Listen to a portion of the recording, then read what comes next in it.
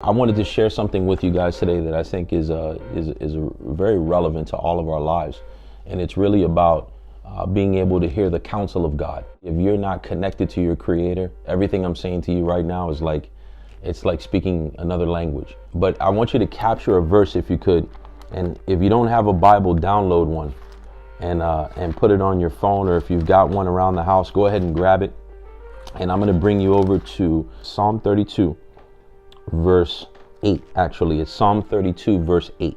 It says, I will instruct you and teach you in the way you should go.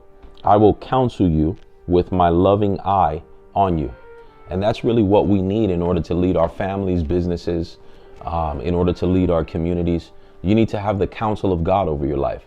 Last night I was reading the Bible with my family, and we do that every Monday night. And if you're not doing that with your family, I want to encourage you as a man of God to read the Bible with your family.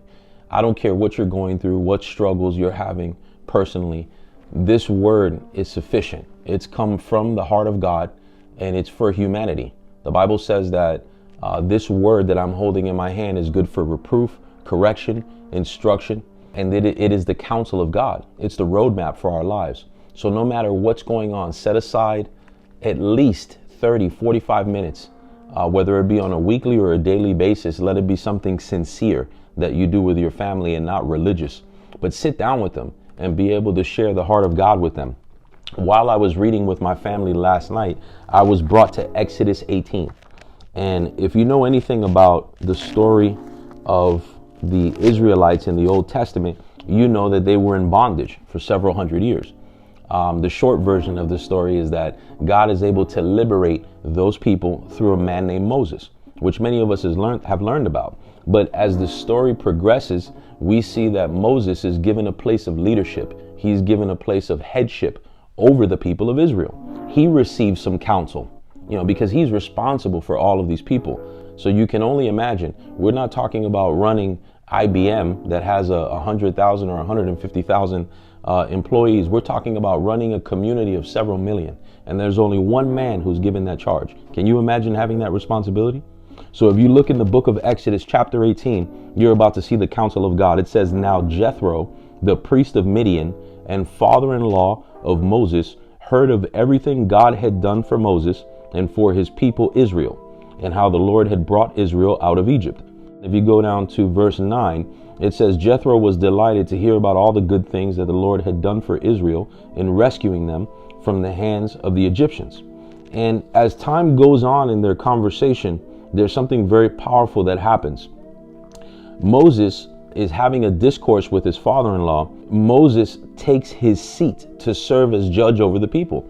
So you have to look at this in the context of, imagine if your father-in-law comes over to visit you, and he is visiting with you, and now you're sitting down as a judge over all of these people in Israel. So if you go down to verse 13, just to be sure you're following along with me, we're in Exodus 18:13. It says, the next day Moses took his seat to serve as judge for the people, as they stood around him from morning till evening.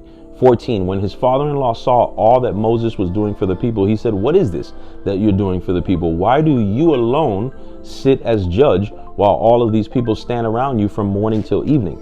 And then Moses responds to him. He tells him in verse 15, because the people come to me to seek God's will. Whenever they have a dispute, it's brought to me, and I decide between the parties and inform them of God's decrees and instructions. In 17, Moses' father-in-law says, what you're doing is not good. You and these people who come to you will only wear yourselves out. The work is too heavy for you. You cannot handle it alone. Listen to me now, and I will give you some advice, and may God be with you. You must be the people's representative before God and bring their disputes to him.